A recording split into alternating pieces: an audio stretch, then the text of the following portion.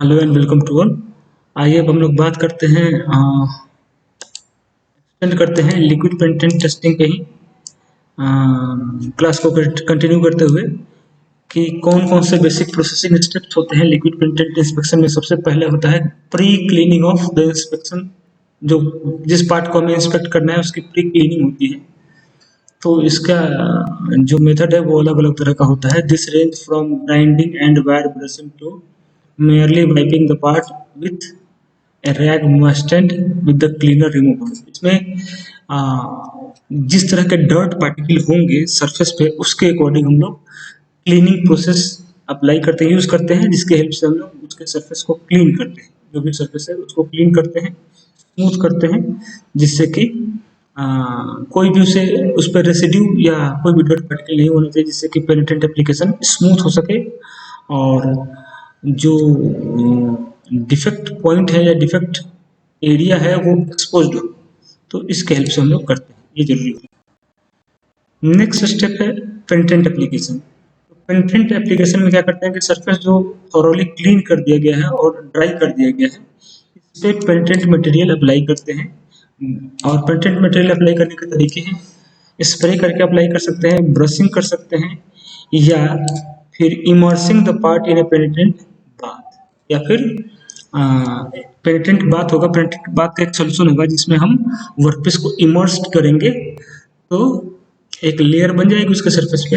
इस तरह की लेयर अगर हम देखें तो ये नीचे जो कलर दिखाया गया है ये मटेरियल है, वर्कपीस है, सॉलिड मटेरियल, और इसके ऊपर रेड कलर का जो शो किया गया है यही है। एक्चुअली रेड कलर का जो शो किया गया है यही है हमारा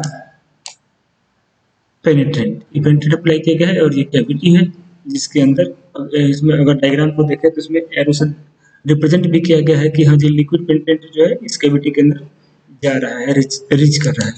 ये सारे। नेक्स्ट है पेनिट्रेंट ड्वेल टाइम।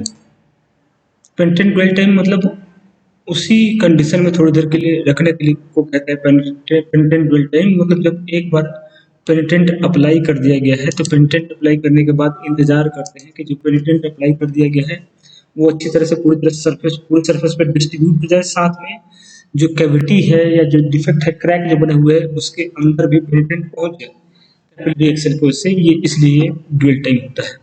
तो ड्वेल टाइम का अलग अलग टाइम रेंज होता है अलग अलग मटेरियल के लिए। तो मैक्स मिनिमम ड्वेल टाइम जो है वो 5 to 60 मिनट होता है, जो अलग अलग मटेरियल के लिए अलग अलग पेनिट्रेंट एप्लीकेशन के लिए अलग अलग हो सकता है। ये नेक्स्ट अगर हम आगे बात करें तो वो है एक्सेस पेनिट्रेंट रिमूवल। जो पेनिट्रेंट है एक्सेस पेनिट्रेंट उसको कैसे रिमूव करेंगे वो है एक्सेस पेनिट्रेंट रिमूवल। तो ये एक काफ़ी इम्पोर्टेंट स्टेप कह सकते हैं जिसमें कि जो एक्सेस पेनिट्रेंट मटेरियल है उसको रिमूव करेंगे। वो डिपेंड करता है कि किस तरह का पेनिट्रेंट यूज किया गया है, उसके हेल्प से उसके अकॉर्डिंग हम लोग यूज करते हैं। तो इसमें अलग अलग तरह का होता है, या तो सॉल्वेंट के हेल्प से हम लोग क्लीन करते हैं एक्सेस पेनिट्रेंट, या डायरेक्ट रिंजिंग से क्लीन करते हैं, डायरेक्ट रिंजिंग विथ वाटर से क्लीन करते हैं, या first treating the part with emulsifier then rinsing with water. या हम लोग पहले बात कर चुके हैं कि हाँ जी पेनिट्रेंट है वो पोस्ट इमल्सिफाइड पेनिट्रेंट भी हो सकते हैं। तो उस तरह के अगर पेनिट्रेंट अप्लाई किए गए हों तो उनमें पहले इमल्सिफायर का यूज करते हैं, उसके बाद फिर उसको वाटर से या कपड़े से, पानी या कपड़े से पोंछ देते हैं, रिंस कर देते हैं। तो ये इसकी अलग अलग टेक्निक है एक्सेस पेनिट्रेंट रिमूवल। उसके बाद फिर नेक्स्ट स्टेप जो है डेवलपर एप्लीकेशन का है। तो इसमें क्या करते हैं कि डेवलपर की एक थीन लेयर अप्लाई करते हैं जिससे कि जो भी पेनिट्रेंट एंट्रैप हुए हो फ्लॉज या क्रैक में वो सरफेस पे एक्सपोज्ड हो जाए, आ जाए, जिससे कि वो विजिबल हो जाए, दिखने लगे। तो डेवलपर जो है वो भी अलग अलग तरह के यूज होते हैं और इनके तरीके भी अलग अलग हैं। Applied by dusting powder, dry powder इस्तेमाल करते हैं तो उसको डस्टिंग पाउडर के फॉर्म में यूज करते हैं, डीप भी कर सकते हैं पाउडर में, या स्प्रे कर सकते हैं वेट डेवलपर को। ये सारे अलग अलग तरीके हैं। नेक्स्ट है इवेलुएट इंडिकेशन। अब ये जो है ये काफ़ी क्रिटिकल स्टेप कह सकते हैं। इसमें क्या होता है कि जब डेवलपर अप्लाई कर देते हैं तो वो क्या करता है कि विड्रॉ करता है जो भी पेनिट्रेंट हैं अलग अलग हिस्सों में उनको एक्सपोज टू सरफेस पे विड्रॉ करता है, और अगर कलर कंट्रास्ट अच्छा होगा तो उसमें जो रीजन है वो एक्सपोज हो जाएगा, वो दिखने लगेगा वहाँ पे कोई प्रॉब्लम है कि नहीं। ठीक है, तो इसमें ये जरूरी होता है कि examine the part within the time frame design in written procedure. ये काफ़ी क्रिटिकल होता है क्योंकि फिक्स टाइम में हमें आइडेंटिफाई करना रहता है। तो इसके लिए हम लोग चेक करते हैं कि इसमें पता चलता है कि it is length of indication can grow over time as printed bleed outs. जो लेंथ ऑफ इंडिकेशन है जहाँ पे जैसे सपोज कीजिए कि इस रीजन में कोई प्रॉब्लम है, इस हिस्से में कोई प्रॉब्लम है और यहीं से ब्लीड आउट हो रहा है, जो प्रिंटेड है वो ब्लीड आउट हो रहा है, तो अगर टाइम ज़्यादा लगेगा तो ये सरफेस पे ज़्यादा दूर तक फैल जाएगा, इसलिए हमें एग्जैक्ट लोकेशन फाइंड करने में थोड़ी दिक्कत हो सकती है, मिस इंटरप्रिटेशन हो सकता है। इसलिए ज़रूरी है कि प्रिसाइज और टाइम रिक्वायर्ड या टाइम बाउंड में हम ये आइडेंटिफाई कर सकें कि कहाँ पे पेनिट्रेंट है। और जो सबसे लास्ट स्टेप है उसको हम लोग कहते हैं पोस्ट क्लिनिक पार्ट। तो पोस्ट क्लिनिक पार्ट में जब आपने चेक कर लिया, जब आपने आइडेंटिफाई कर लिया कि किस हिस्से में पेनिट्रेंट, किस हिस्से में जो है डिफेक्ट है या फ्लॉज है, तो उसको मार्क करके फिर हम लोग पार्ट को पोस्ट क्लिनिक कर देते हैं आइडेंटिफाई करने के बाद। ये जो है ये बेसिक स्टेप्स हैं अलग अलग इसके नॉन डिस्ट्रक्टिव टेस्टिंग में लिक्विड प्रिंटेड। अब हम बात करते हैं इंटरप्रिटेशन ऑफ रिजल्ट की। तो इसमें कुछ डिफेक्ट और उसके डिस्क्रिप्शन दिए गए हैं इंटरप्रिटेशन से, वो दिए गए हैं। सबसे पहले अगर हम बात करते हैं कि अगर कास्टिंग पोरोसिटी है तो स्फेरिकल सरफेस इंडिकेशन हमें मिलेंगे सरफेस पे जो लास्ट में एग्जामिन होते हैं उसमें। अगर कोल्ड शट डिफेक्ट है तो डॉटेड लाइन हमें मिलेगा।